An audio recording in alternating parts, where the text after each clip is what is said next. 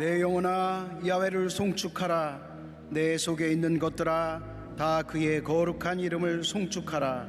내 영혼아 야훼를 송축하며 그의 모든 은택을 잊지 말지어다. 그가 내 모든 죄악을 사하시며 내 모든 병을 고치시며 내 생명을 파멸에서 속량하시고 인자와 긍휼로 관을 씌우시며 좋은 것으로 내 손을 만족하게 하사 내 청춘을 독수리같이 새롭게 하시는도다. 아멘.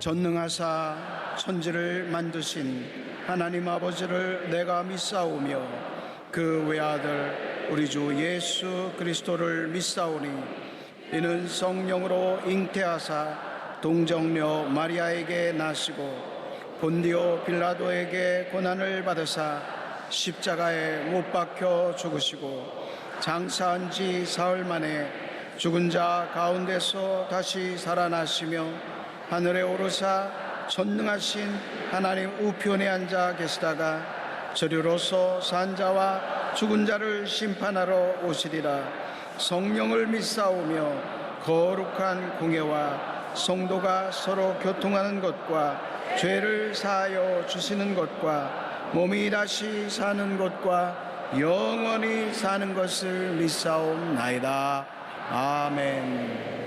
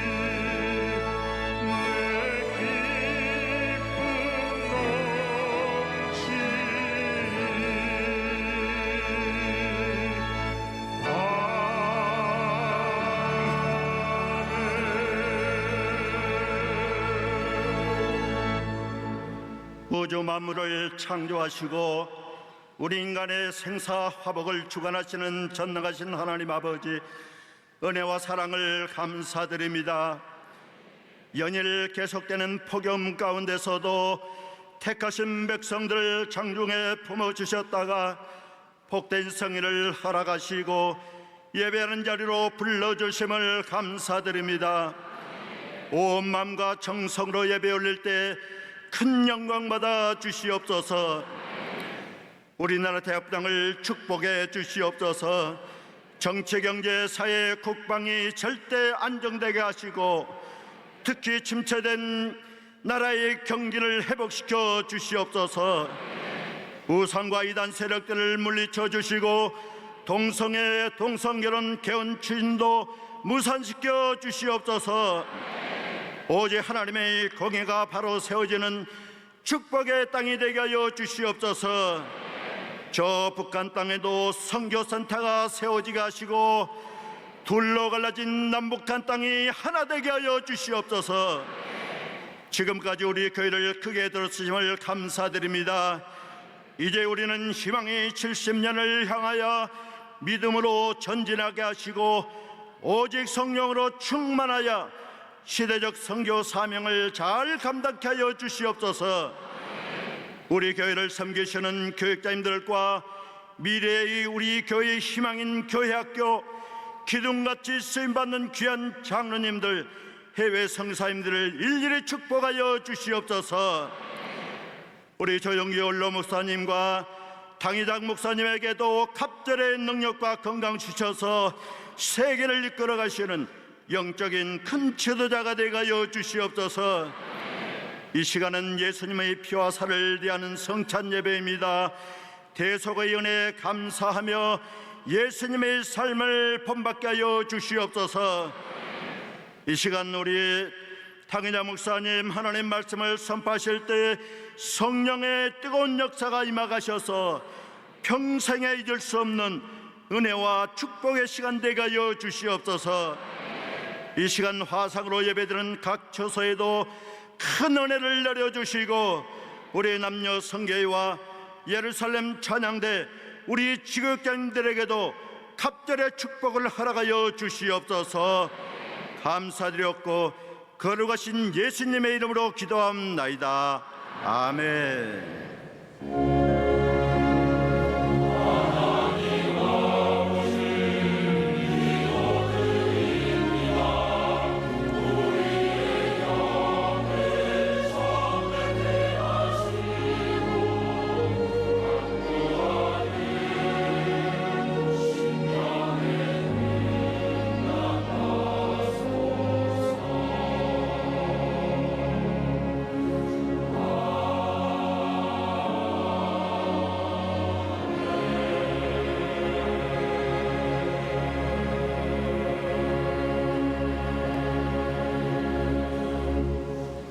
오늘 은혜 받으실 말씀은 고린도후서 12장 7절에서 10절까지 말씀입니다.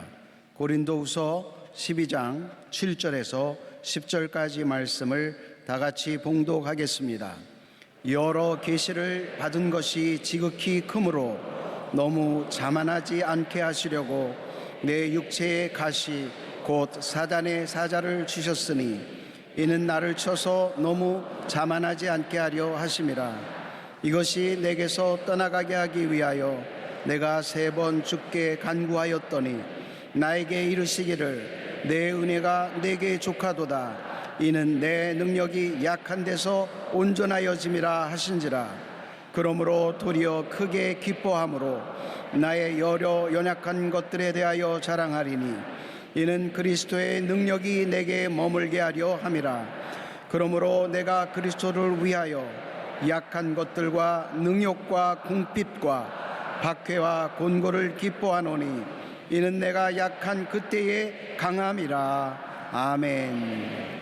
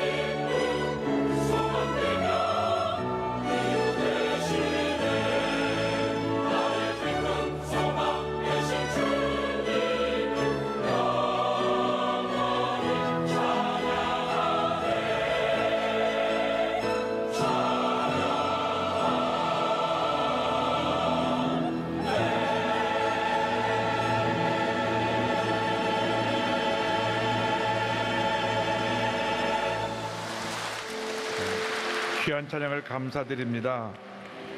우리 인사 나누겠습니다. 오늘은 참으로 좋은 날입니다. 사랑의 예수님이 우리와 함께 계십니다. 예수님 안에서 좋은 일이 있습니다. 더운 여름 잘 지내고 계십니까? 이번 주 지나가면 이제 더위가 꺾일 것입니다. 더워도 감사하고 또 시원해도 감사하고 범사에 감사하면 좋은 일이 일어날 것입니다. 우리 주님을 찬양합니다. 예수 어린 양 존귀한 이름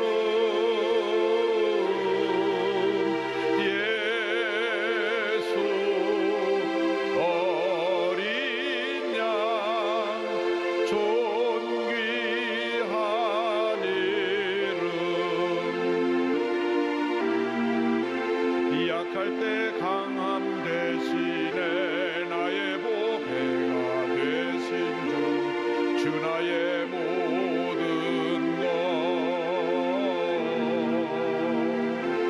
주 안에 있는 보물을 나는 포기할 수 없네 주 나의 모든 것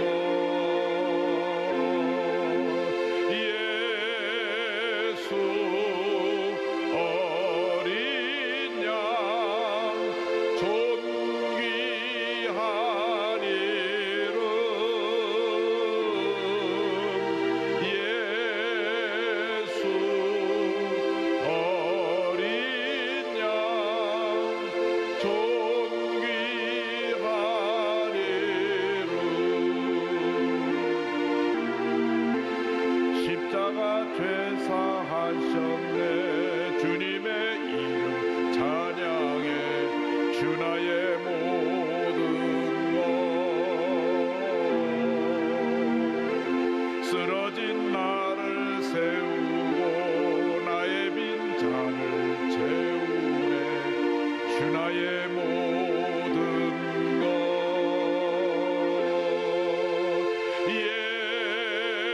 예수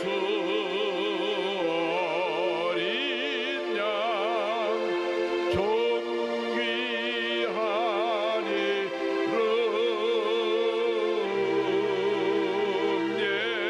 예수 어린 양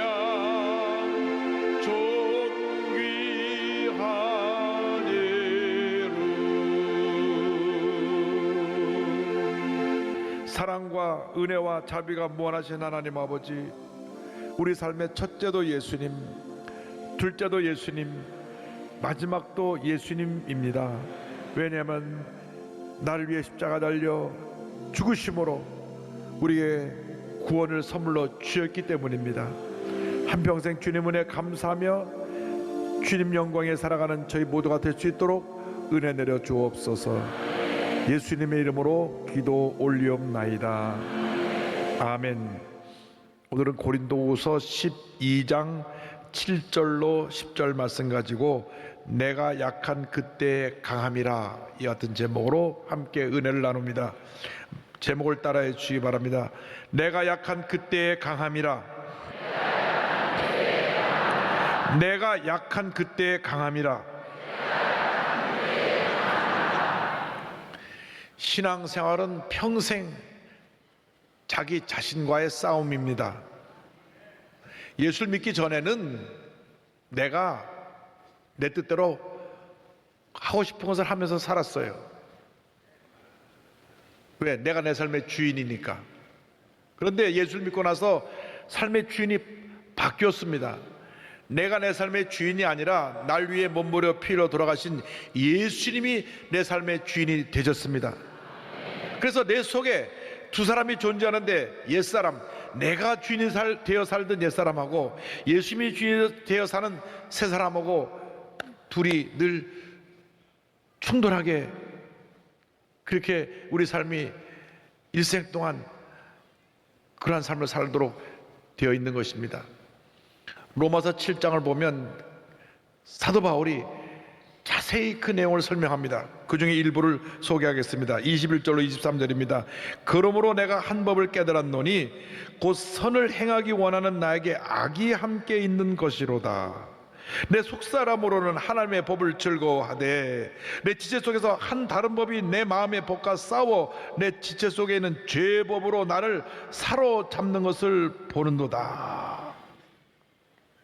가는 곳마다 많은 궤를 세우고 신약성경의 절반 가까이를 기록하고 죽은 사람을 살리고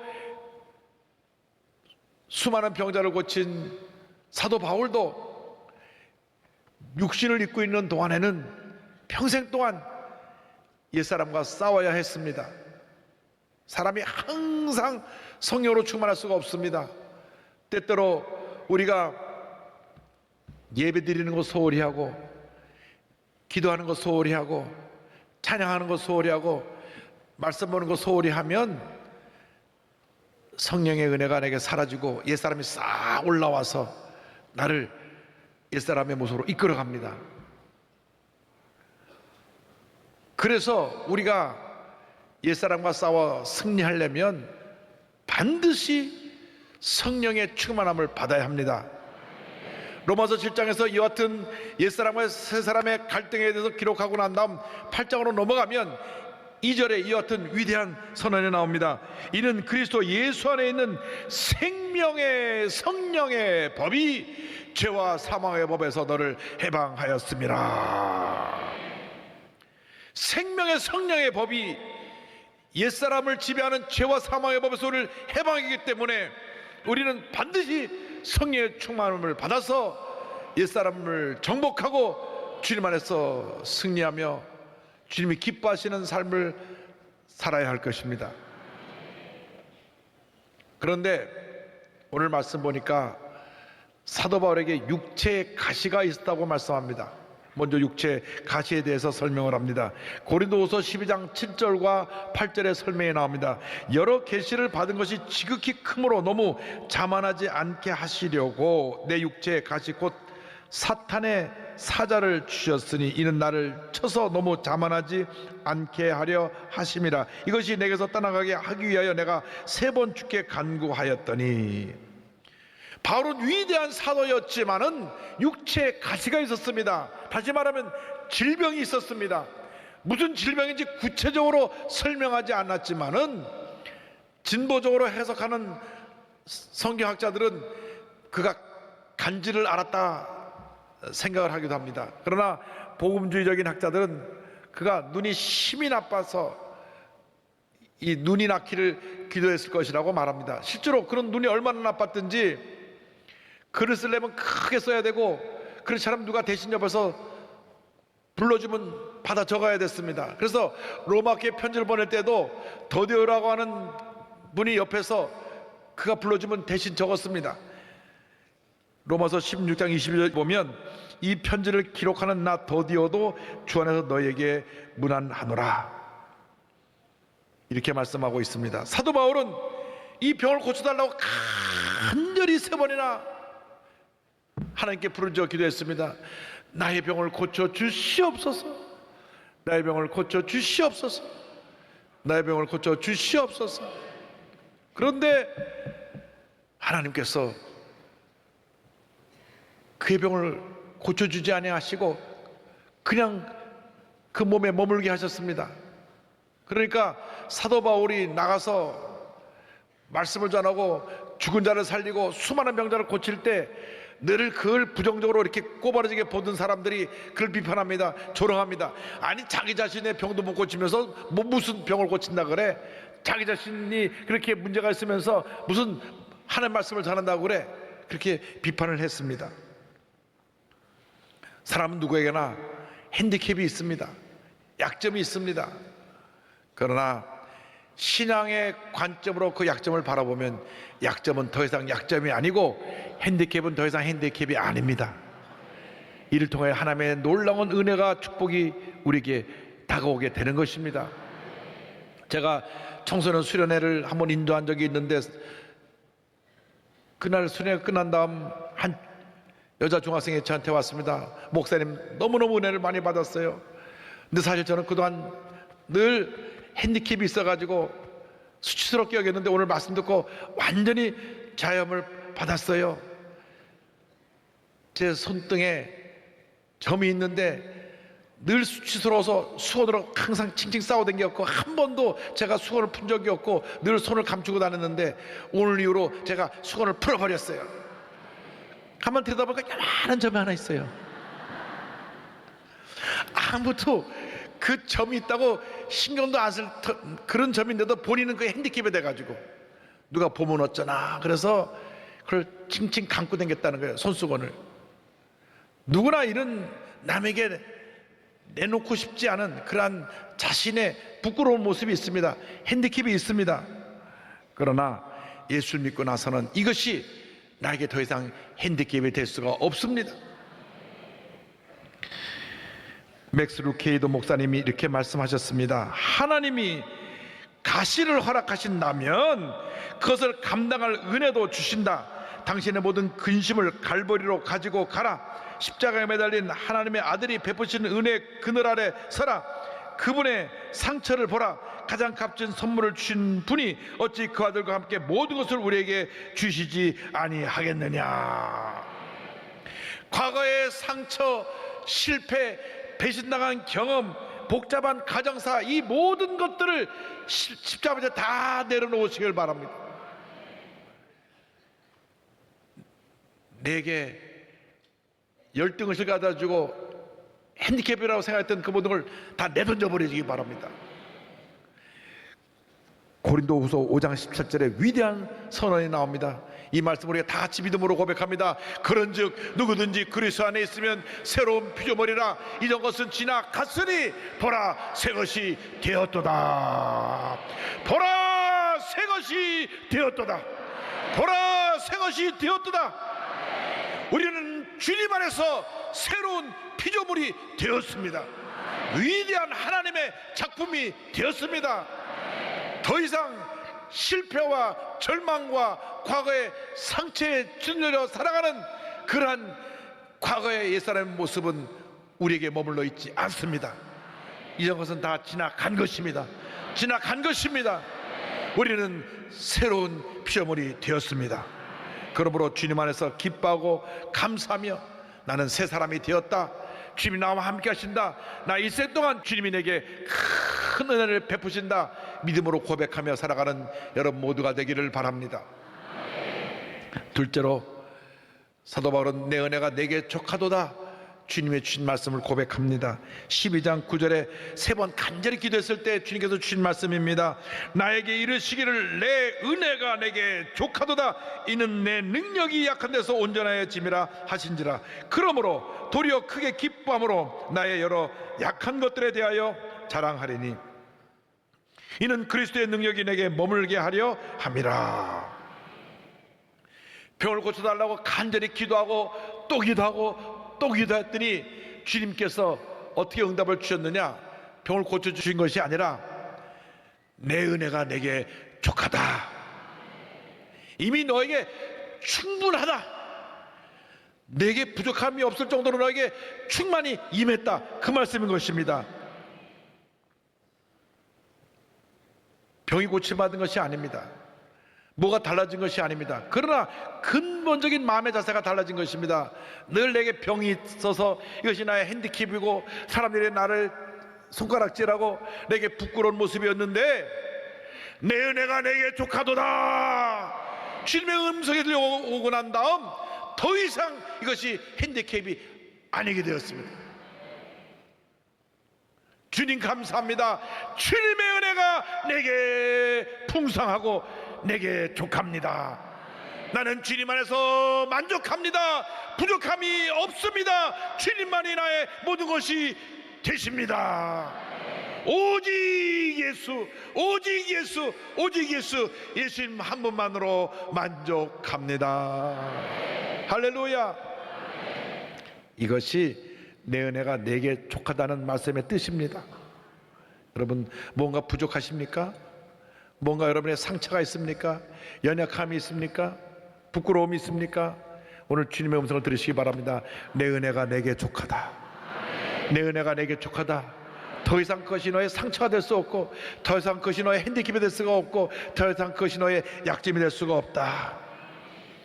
이제는 주님 안에서 가슴을 펴고 담대하게 선포해야 됩니다. 빌립보서 4장 13절입니다. 내게 능력 주시는 자 안에서 내가 모든 것을 할 수 있느니라. 예수 그리스도 안에서 나는 무엇이든지 할 수 있습니다.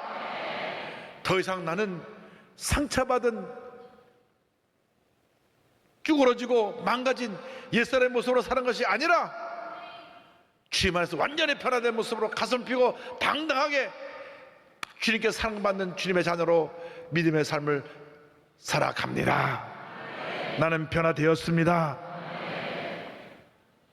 그렇게 되면 갈라디아서 2장 20절의 은혜가 우리에게 임합니다.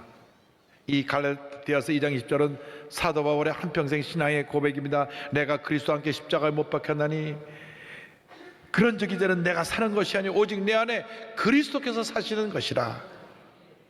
이제 내가 육체 가운데 사는 것은 나를 사랑하사 나를 위하여 자기 자신을 버리신 하나님의 아들을 믿는 믿음 안에서 사는 것이라. 할렐루야. 이것이 은혜입니다. 내가 사는 것 같지만 주님, 옛사람은 십자가에 못 박혀 죽었습니다. 이제는 내가 사는 것이 아니라 내 안에 그리스도께서 사십니다.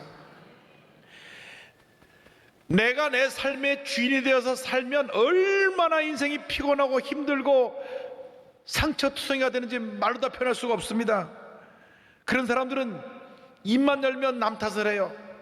내가 아버지 잘못 만나고 오늘 이 모양 이 꼴이 되었어요. 밤낮 아버지는 술 먹고 들어와서 엄마 때리고, 그래서 내가 오늘 이 모양 이 꼴이 되어서 내가 또 마십니다. 아니, 자기가 술을 마시는 거지 아버지 무슨 상관이 있는 거예요. 아버지가 술 마셔서 그렇게 잘못했으면 본인은 그렇게 살지 말아야지. 아버지 때문에 나도 마십니다. 부어라 마셔라. 이것은 본인이 잘못된 선택과 잘못된 길을 가는 거예요. 나는 엄마의 사랑을 받아본 적이 없습니다. 밤낮 집에 먹으면 암기했고 밤낮 라면만 먹고 살았습니다. 라면이 맛만 좋고만 뭐가 문제가 되는 거예요. 자기가 남 탓을 하고 살면 인생이 행복하지 않아요. 늘 모든 것을 내 탓이요 내 큰 탓으로서이다 해야 인생이 행복한 것입니다. 내가 글쎄 눈에 콩깍지가 꼈지 이런 사람을 내 남편이라고 모시고 아이고 내 팔자야. 아니, 자기가 좋다고 할 때는 언제 위조서는 내 팔자라고 그러면서 그래도 잘 살아요. 또 여러분, 남편 탓할 게 아니에요. 아내 탓을 할 게 아니고, 부모 탓을 할 게 아니고, 시부모 탓을 할 게 아니고, 장인 장모 탓을 할 게 아니고, 자식 탓을 할 게 아닙니다. 다 내 탓입니다. 문제는 100% 나에게 있는 것이에요. 저 사람이 자꾸 나를 괴롭힌다고요? 아니요. 괴롭힌다고 느끼는 내가 잘못이지. 뭐라 그래도 못 들었습니다. 못 봤습니다. 나 상관이 없습니다. 주님만 바라보면 되는 거 아니에요. 그런데 지나가다 누가 뭐라 하면 가다 보면 좀 뭐라 그랬어 저 방금 이런 사람들이 있어요. 그래서 우리가 우리 자신을 십자가에 못 박지 않으면 평생 인생이 힘들고 피곤한 것이에요. 여기 혹시 저거 내 얘기다 하는 분 내가 손 들어보라. 안 그럴 테니까 오늘부터 마음 자세를 바꾸시기 바랍니다.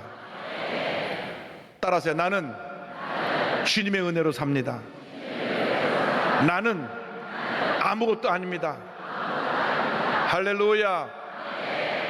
그러면 인생이 행복한 거예요. 저는 오늘 여러분들이 예배 찬양을 부르는데 그 얼굴이 환한 모습을 보면서 참 행복함을 느꼈습니다. 아, 찬양 부를 때 얼굴이 기쁨이 충만하면 그것이 행복이고 그것이 은혜고 그것이 축복이다. 그 중에 한두 사람은 하고 있지만 다음 주일날부터 얼굴이 환하게 펼칠 줄 믿습니다. 속으로 그렇게 기도했어요. 할렐루야. 늘 주님 안에서 행복하시기 바랍니다. 평생 고아로 살아도요 마음 자세를 바꿔서 행복하게 사는 사람이 얼마나 많아요. 성공한 사람들이 얼마나 많아요. 아니, 부모가 버려가지고 프랑스에 입양되어 갔는데 거기서 떳떳하게 자신 있게 자신의 열등감을 딛고 일어나서 장관까지 되더라고요. 장관. 과장, 국장이 아니라 장관. 그게 마음이 긍정적으로 바뀌어져서 그렇습니다. 난 버림받았다. 난 버림받아서 여기까지 와서 이렇게 머리 색깔은 새까만데 저 사람들은 머리도 노랗고 눈도 파란데 나는 버림받았다. 이렇게 하면 그분은 거기서 장관은커녕 아무것도 못하고 끝났을 거예요. 그러나 마음의 자세를 바꾸니까 당당하게 그곳에서 입양하러 와서 장관까지 된 것입니다.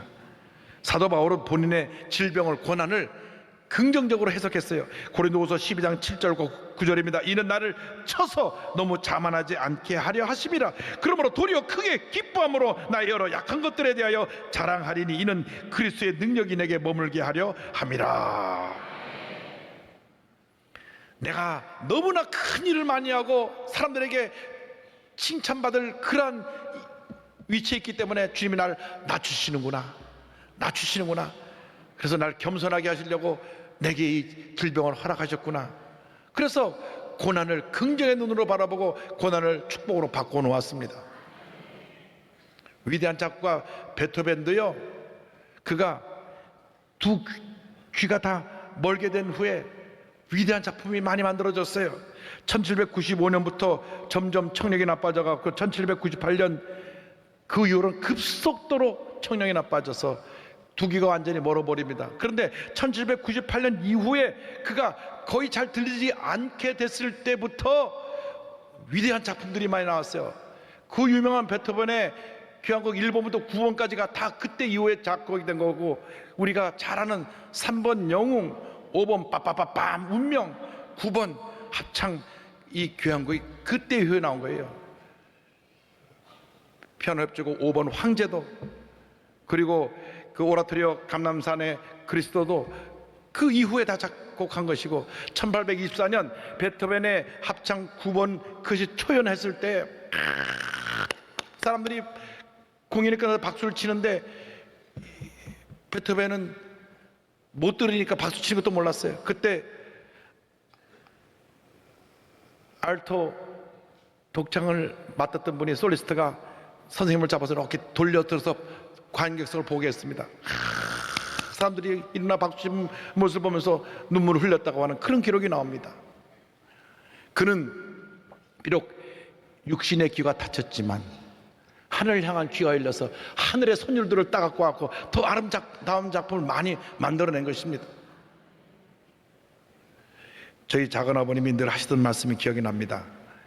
그 위대한 작곡가들은 그들의 능력으로 작곡을 한 것이 아니라 영감을 받아 작곡한 것인데, 하늘에 흐르는 많은 그런 음료를 받아 적어서 그런 위대한 작품이 나온 것이다. 여러분들의 영적인 귀가 열려서 하나님의 음성을 듣게 되기를 바랍니다. 영적인 눈이 열려서 하늘의 신비한 것을 보게 되기를 바랍니다. 여러분의 인생이 오늘 이후로 주님 안에서 위대한 인생이 되기를 바랍니다. 내 은혜가 내게 족하도다, 내 은혜가 내게 족하도다, 이것이 여러분 삶 가운데 풍성히 임하게 되기를 바랍니다. 바울과 실라가 빌립보에서 복음을 전하다가 억울하게 매맞고 붙잡혀 감옥에 던져졌지만은 그 절망의 자리에서 주님을 찬양합니다. 그때 기적이 일어났습니다. 사도행전 16장에 설명이 나옵니다. 25절에 한밤중에 바울과 실라가 기도하고 하나님을 찬송하며 죄수들이 있더라. 26절, 이에 갑자기 큰 지진이 나서 옥토가 움직이고 문이 곧다 열리며 모든 사람의 매인 것이 다 벗어진지라. 그 결과로 그를 지키던 간수와 온 가족이 예수를 믿습니다. 16장 31절 32절입니다. 이르되 주 예수를 믿어라, 그리하면 너와 내 집이 구원을 받으리라 하고 주의 말씀을 그 사람과 그 집에 있는 모든 사람에게 전하더라. 할렐루야. 그래서 우리는 내가 약한 때 주님의 은혜가 임하고 그때 내가 강하게 됨을 믿습니다. 믿음으로 고백하는 우리 모두가 되어야 할 것입니다.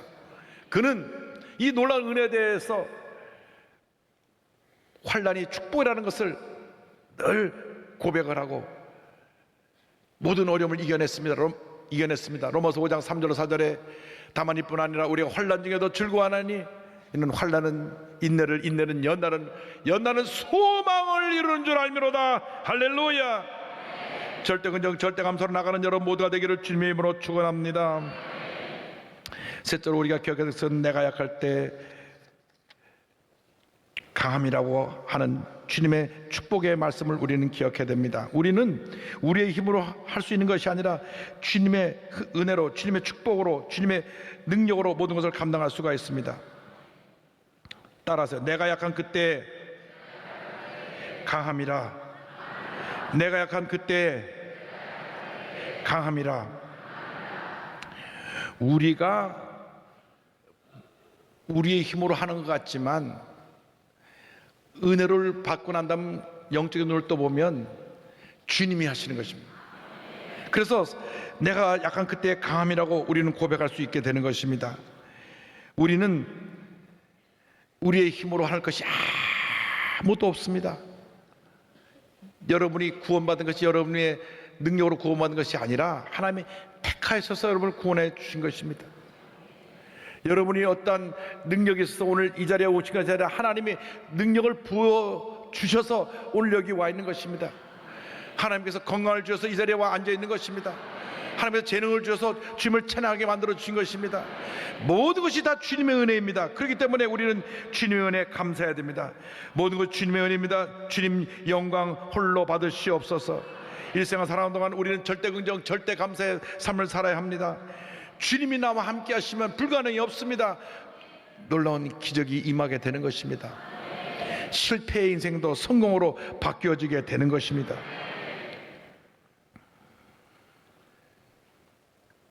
감리교 성결교회 창시자가 되는 요한 웨슬레이를 소개합니다. 요한 웨슬레이는 목사님 아들로 태어났는데 15번째로 태어났어요. 그 어머니가 자녀를 많이 낳았죠. 별로 안 놀라시네. 15번째, 5번째 아니라 15번째로 태어났는데 명문대학인 옥스퍼드를 졸업하고 아주 본인이 자신감을 가지고 목사가 되고 난 후에 미국의 선교사로 건너갑니다. 좋은 대학도 나왔죠. 스스로 실력도 있다고 생각했죠. 내가 가서 선교를 하면 큰 붕의 역사가 일어날 것이다 했는데 조지아주에서 3년 동안 선교 사역이 제대로 되지 않고 완전히 죽을 쓰고 기록을 보면 완전히 실패해서 두 손 들고 본국으로 돌아갔다고 기록에 남겨져 있습니다. 돌아가는데 엎친 데 덮친 격으로 큰 풍랑을 만나가지고 배가 곤두박질해서 죽음의 공포가 몰려왔습니다. 선교에 실패하고 이제 난 죽는구나. 가장 낮아졌던 그 시간에 찬송 소리를 듣습니다. 보니까 당시 성령운동을 하는 모라비안 교도들이 모여서 찬송을 부르고 기도하고 있었어요. 요즘 말하면 순복음 교인들이 거기 있었던 거예요. 저 사람들은 도대체 누구길래 죽음도 두려워하지 않냐고 저렇게 기쁨으로 찬송을 부르는가. 그래서 영국에 돌아오고 난 다음에 그들이 예배드리는 곳을 찾아갔습니다. 1738년 5월 24일 수요일 날 밤 8시 45분 말씀을 듣다가 불이 임했습니다. 그가 뒤집어졌습니다. 그때가 그의 삶의 전환점이 되었습니다.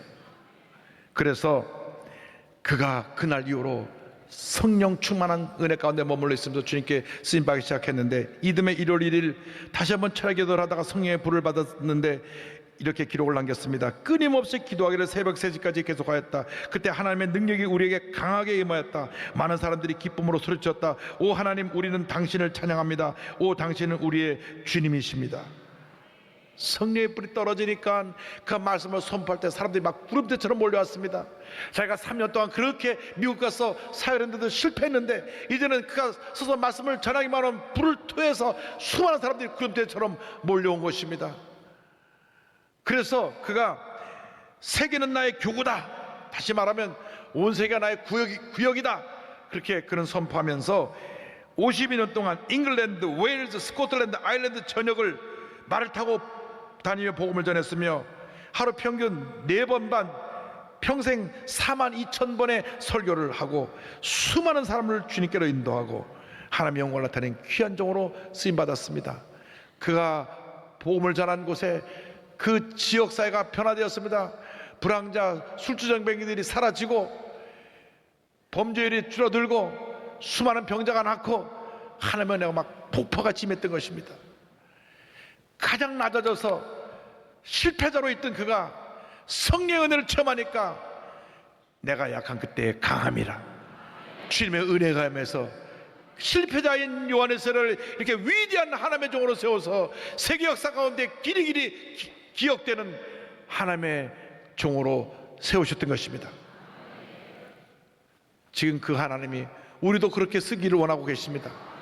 여러분, 과거에 어떤 실패가 있었고 어떤 상처가 있었고 어떤 어려움이 있었고 어떤 문제가 있었고 그것이 중요한 것이 아닙니다. 바로 지금이 중요합니다. 지금 여러분이 주 앞에 붙잡힌 바 되면 주님이 요한에서 쓰신 것처럼 여러분의 일생도 위대한 하나님의 일꾼의 일생으로 사용하여 주실 것입니다. 이와 같은 은혜와 축복이 넘쳐나기를 주님의 이름으로 축원합니다.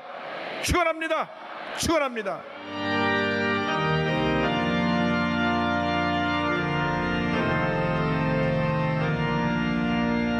하늘에 계신 아버지 이름 거룩하사 주님 나라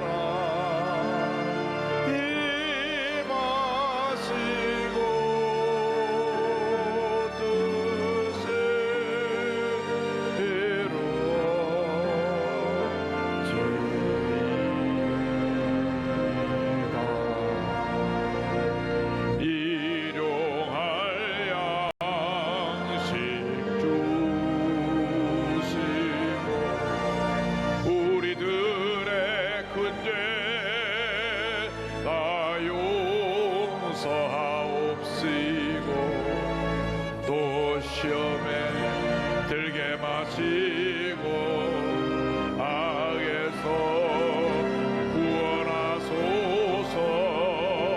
내게 주의 나라 주의 권세 주의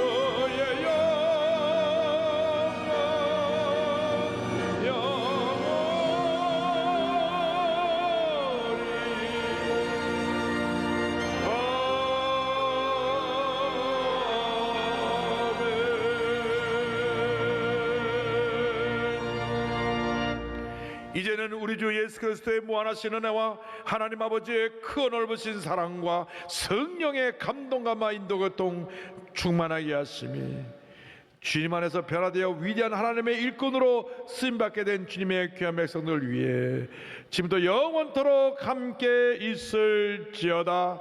아멘.